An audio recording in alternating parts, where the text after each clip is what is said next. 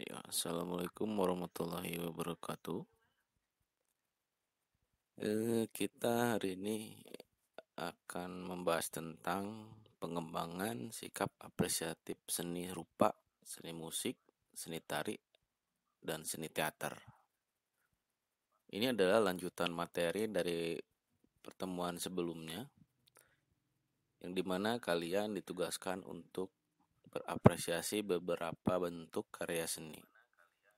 Sesuai pengertian, apresiasi seni adalah aktivitas mengindra karya seni, merasakan, menikmati, menghayati, dan menghargai nilai-nilai keindahan dalam karya seni tersebut, serta menghormati keberagaman konsep dan variasi konvensi artistik eksistensi dunia dalam karya seni tersebut.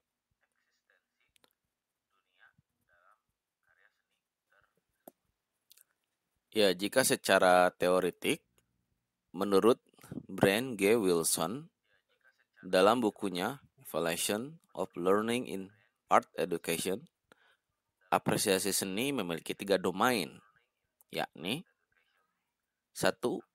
Perasaan atau feeling. Yang kedua, penilaian atau following. Yang ketiga, empati atau empathizing. Jadi ketiga hal ini yang mendasari yang namanya apresiasi seni. Ya, pertama perasaan, feeling. Perasaan atau feeling dalam konteks ini terkait dengan perasaan keindahan. Maksudnya, ketika kita melihat sebuah karya seni, kita otomatis akan melihat langsung karya seni tersebut secara lama, misal.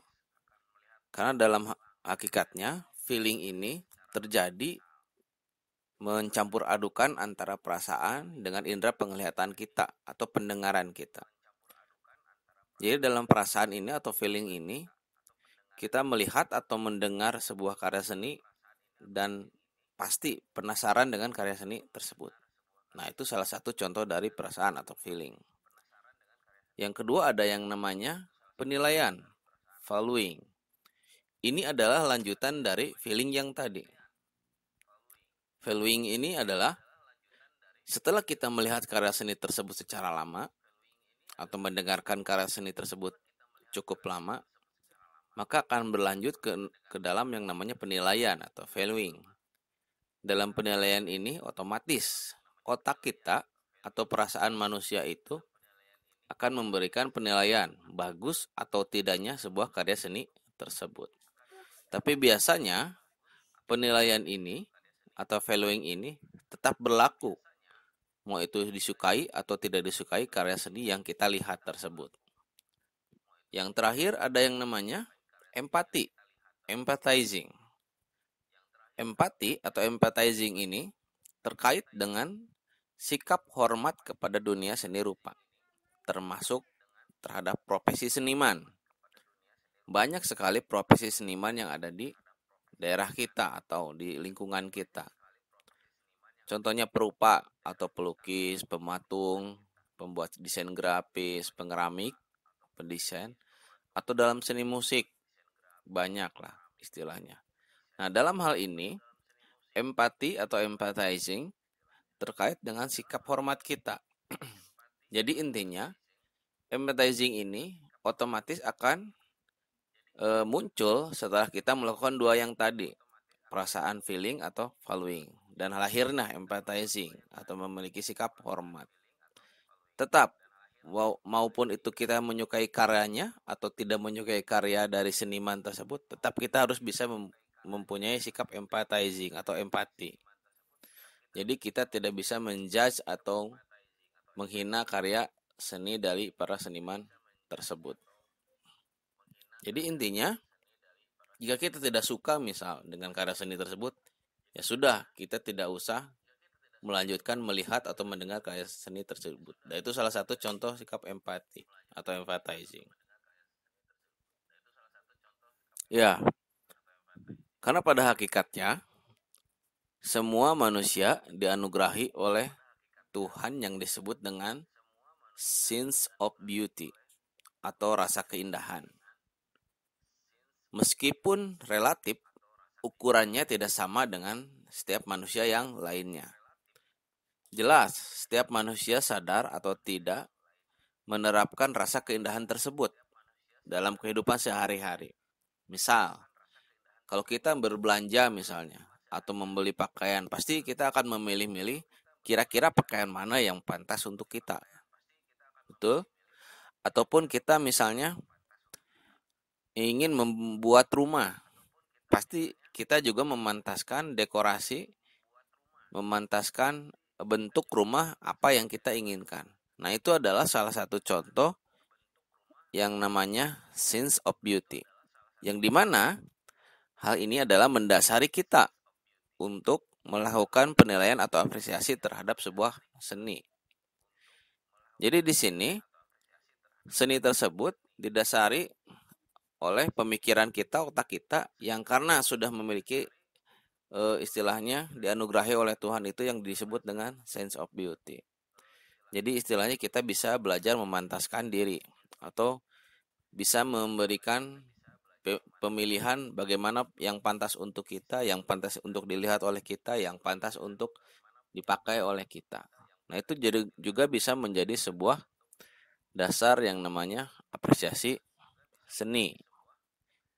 Nah, selanjutnya selain dari dasar yang dianugerahi Tuhan yang tadi, ada juga yang namanya aktivitas pendukung yang lain. Seperti membaca teori seni, termasuk sejarah seni dan reputasi seniman tersebut, atau sering berdialog atau melihat seniman tersebut. Nah, di sini selain yang tadi, ternyata faktor lain yang bisa meningkatkan sikap kita atau apresiasi seni kita ya tadi, misalnya kita membaca buku teori seni, termasuk dalam sejarahnya atau istilahnya biografi seniman tersebut.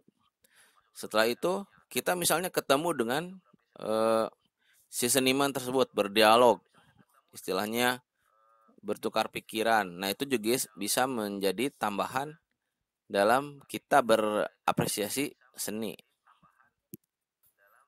Beberapa hal tersebut bisa menjadi dasar pengembangan sikap empati kepada profesi seniman dan budayawan.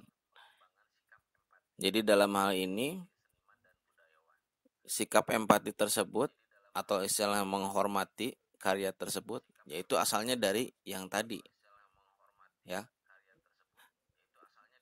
Bagaimana kita menyukai karya mereka, bagaimana kita tahu asal mula mereka, biografi mereka, sejarah dari bentuk seni tersebut atau karya seni tersebut, itu yang menjadi dasar dari yang namanya sikap empati kita dalam sebuah karya seni.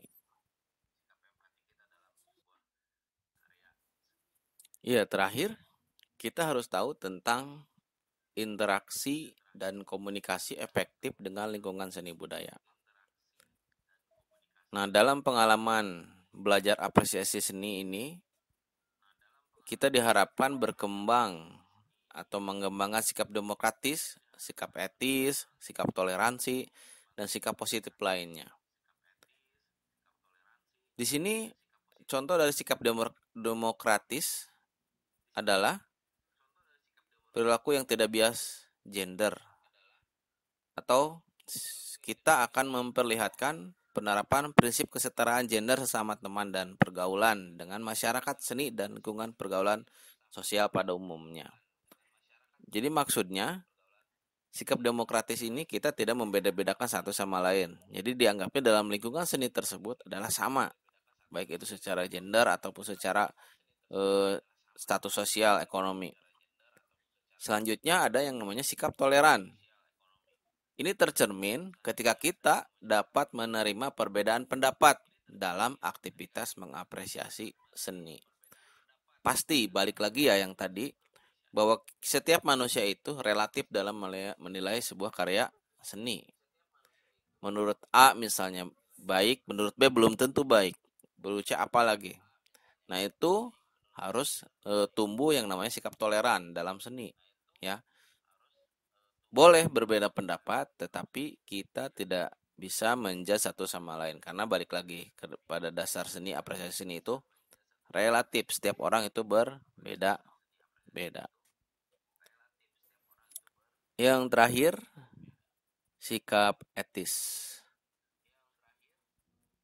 Sikap etis ini akan tercermin bila kita dalam kegiatan diskusi misalnya tidak mengucapkan kata-kata atau menunjukkan perilaku yang bernada melecehkan, menertawakan, merendahkan, menghina, atau kata lain yang setara dengan itu. Jadi misal kita membahas sebuah karya seni atau datang ke sebuah pameran atau melihat sebuah pertunjukan, kita boleh berapresiasi, kita boleh berbeda pendapat, tapi harus muncul sikap yang ini, sikap etis. Jadi kita tidak bisa menghina, tidak bisa memberikan sesuatu hal yang negatif, melecehkan, apalagi mengkata-katai, itu tidak bisa. Karena balik lagi ke dasar seni yang tadi. Apresiasi seni itu adalah sikapnya relatif, berbeda satu dengan yang lainnya. Jadi tetap harus tumbuh atau memperhatikan sikap etis ini. Nah, itu mungkin adalah pembahasan kita kali ini.